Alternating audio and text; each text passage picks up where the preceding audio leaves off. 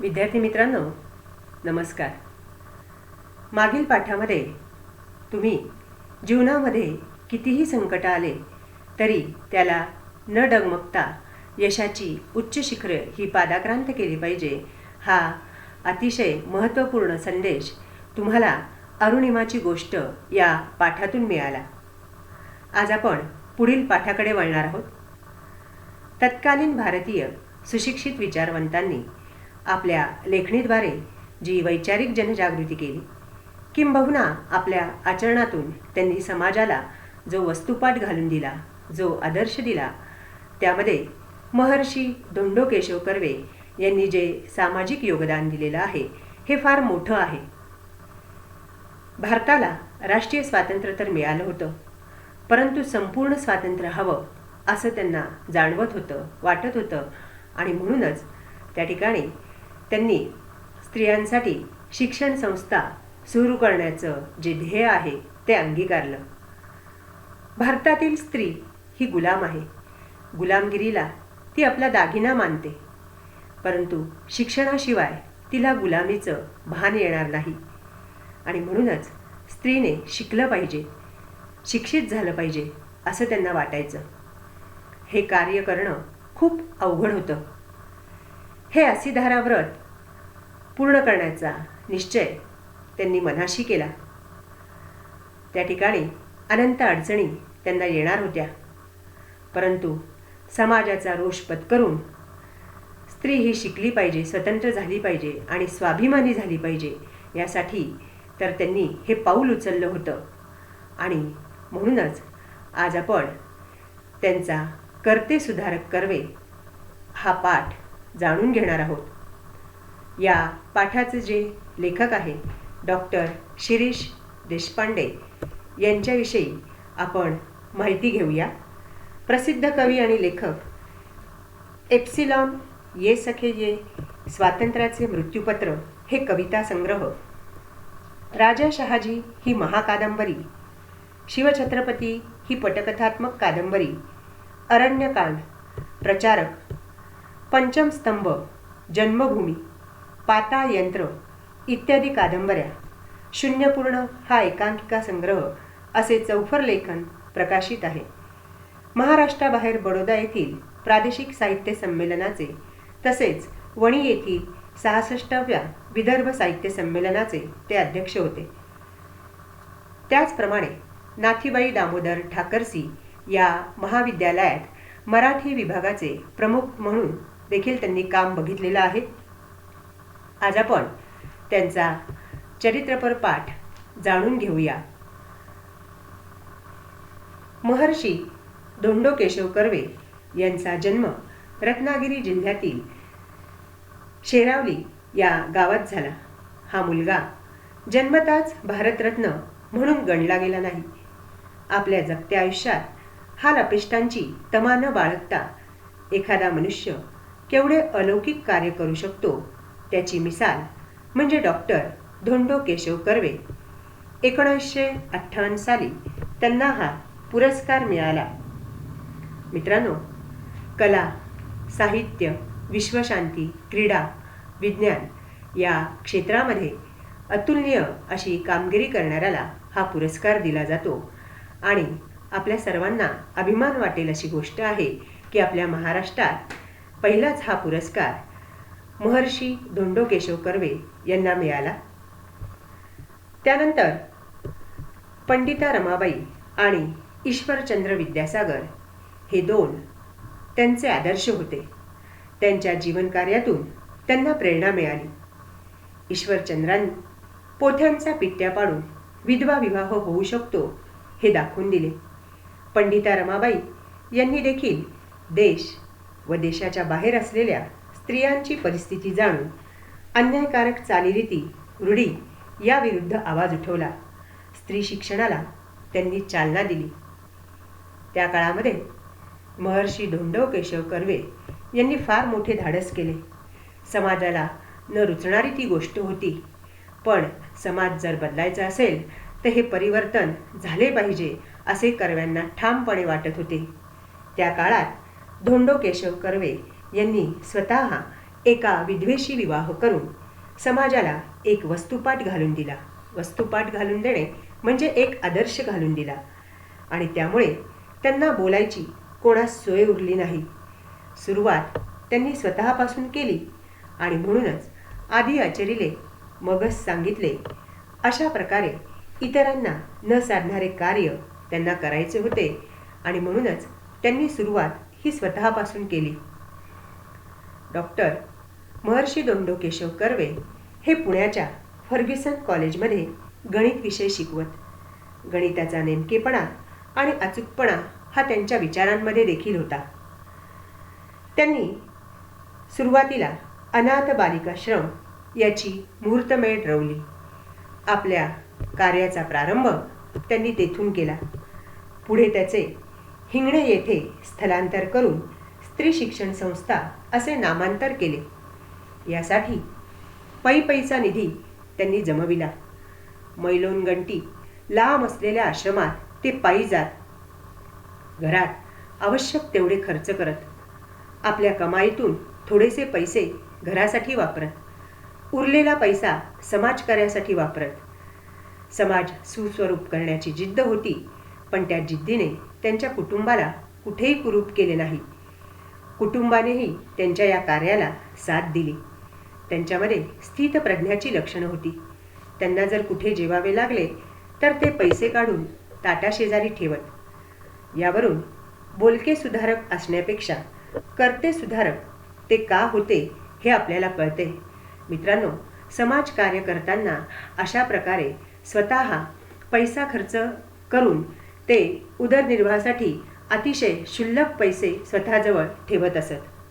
त्यानंतर आपण त्यांनी जी महिला विद्यापीठ स्थापन केले त्याविषयी जाणून घेऊया. त्यांनी जपानच्या धर्तीवर महिला विद्यापीठ स्थापन केले. सुरुवातीला 5 स्त्रियांना दाखल करून त्यांनी हे विद्यापीठ सुरू केले. अशा प्रकारे जगप्रवास करून स्त्री शिक्षणाचे महात्म्य मोठेपण हे त्यांनी सर्वत्र बिंबवले. सभा केल्या. स्त्री ही स्वाभिमानी असली पाहिजे. एका टोकावर स्त्री साक्षर करणे व दुसऱ्या टोकावर तिला पुरुषांच्या बरोबरीने स्पर्धेत उतरवणे हे अटीतटीचे कार्य त्यांनी केले. गुरुत्वाकर्षणाविरुद्ध पृथ्वीबाहेर पडणाऱ्या रॉकेटसारखी क्षमता तेथे आवश्यक होती.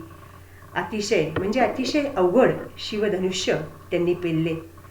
मित्रांनो, ज्या काळी साक्षरतेचा दर 1.81% होता, अशा गहिऱ्या अंधारात, म्हणजे ज्याला आपण म्हणू अंधाराचं साम्राज्यच होतं स्त्रियांच्या बाबतीत म्हणायचं तर त्यांच्यासाठी शिक्षणाची दारे खुली करण्याचं अतिशय अवघड काम कर्व्यांनी केलं.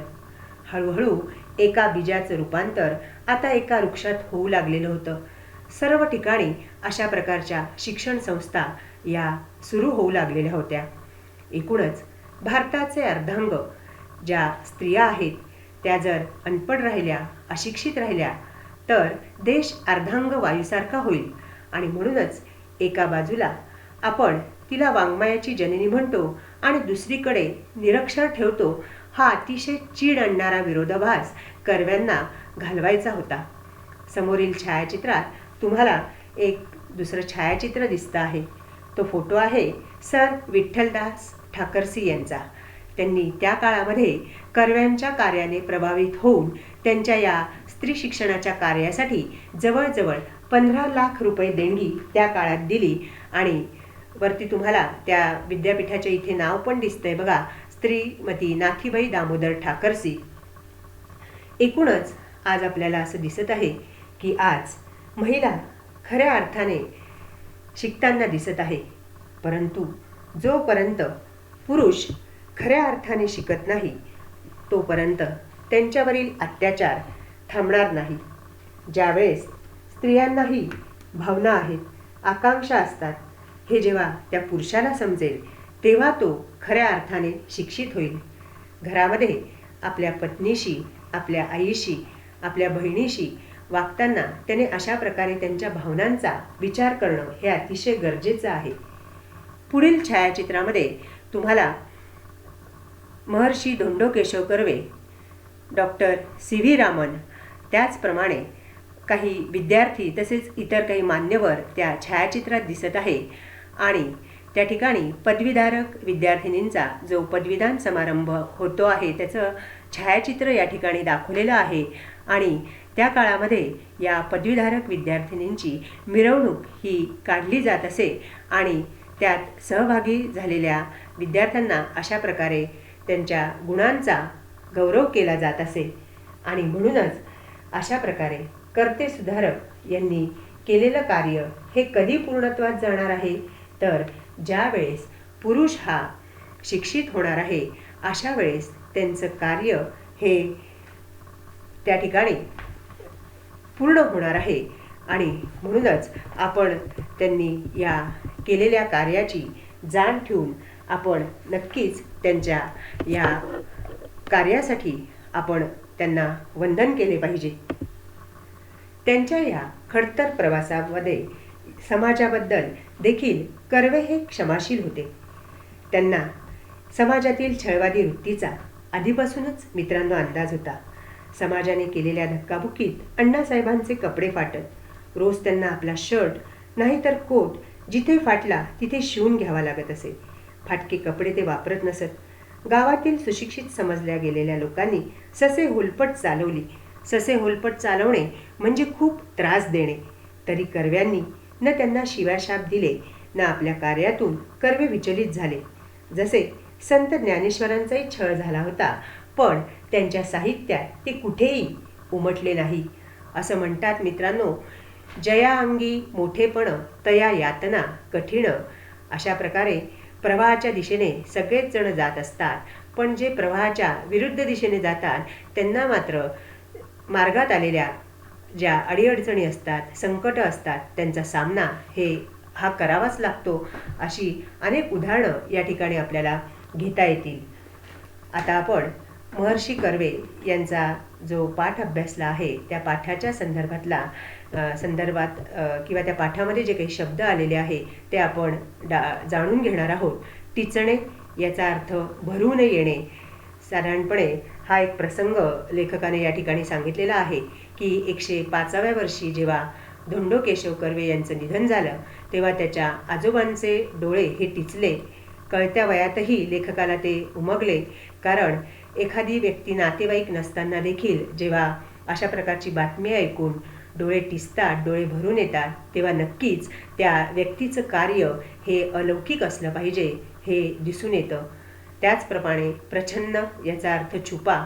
तुम्हाला मगा सांगितल्याप्रमाणे भारतीय स्त्री ही गुलामीत जगत होती आणि त्या काळच्या ज्या अनिष्ट चालीरीती होत्या त्याच्यामध्ये केशवपण, विधवा विवाह, जरट विवाह अशा प्रकारे या प्रथांना तिला सामोरे जावं लागायचं आणि अशा पद्धतीने तिचा छळ हा केला जायचा. असिधारा व्रत म्हणजे अतिशय अवघड व्रत. मुहूर्तमेढ रवणे म्हणजे एखाद्या कार्याचा आरंभ करणे. महात्म्य, मोठेपण, आचरण, वागणूक हे जे काही आपण शब्दार्थ बघितलेले आहे याची नोंद त्या ठिकाणी तुम्ही वहीमध्ये लिहून ठेवायचे आहेत हे शब्द. आपण पुढे स्वाध्यायाकडे जात आहोत. मागील पाठामध्ये आपण जी कविता अभ्यासली होती त्या कवितेमध्ये आपण रसास्वाद आणि काव्यसौंदर्य हे कशा पद्धतीने लिहायचे असतात त्याचे मुद्दे हे आपण अभ्यासलेले होते. आज मात्र स्वाध्यायामध्ये तुम्हाला प्रश्नपत्रिकेच्या आराखड्यानुसार काही कृती दिलेल्या असतात आणि त्या कृती सोडवताना मित्रांनो तुमचं वाचन हे खूप महत्त्वाचं आहे. त्या ठिकाणी तुमचं सखोल वाचन हे पुस्तकाचं पाठाचं असणं गरजेचं आहे आणि म्हणून अशा प्रकारचे काही जे प्रश्न आहे ते मी आज स्वाध्यायामध्ये घेतलेले आहे. पहिला जो प्रश्न आहे तो आहे आकृत्या पूर्ण करा. महर्षी कर्वे यांना अपेक्षित असलेले स्वातंत्र्य प्रकार. राष्ट्रीय स्वातंत्र्य आणि संपूर्ण स्वातंत्र्य. महर्षी कर्वे यांची प्रेरणास्थाने ईश्वरचंद्र विद्यासागर, पंडिता रमाबाई. महर्षी कर्वे यांचे स्त्री स्वातंत्र्याबद्दलचे विचार. आपण जर पाठ संपूर्ण वाचला आणि व्यवस्थित वाचला तर कर्व्यांचे स्त्री स्वातंत्र्याबद्दलचे काय विचार होते तर स्त्री शिकली पाहिजे, त्याचप्रमाणे स्त्रीला स्वातंत्र्य मिळालं पाहिजे, ती स्वाभिमानी असली पाहिजे, अशा प्रकारे त्यांचे विचार आपल्याला दिसून येतात। महर्षी कर्वे यांची स्त्रियांबाबतची जी काही स्वप्न होती ती कशा प्रकारची होती, तर त्यामध्ये ती उच्च विद्याविभूषित होऊन पुरुषाशी स्पर्धा करणारी पाहिजे, स्त्री पुरुष समानता पाहिजे आणि स्त्री शिकली पाहिजे, ती स्वाभिमानी असली पाहिजे, अशा प्रकारचं जे स्वप्न होती ती महर्षी कर्वे यांची होती। त्यानंतर जी कृती 2 आहे त्या कृती 2 मध्ये चौकटी पूर्ण करा।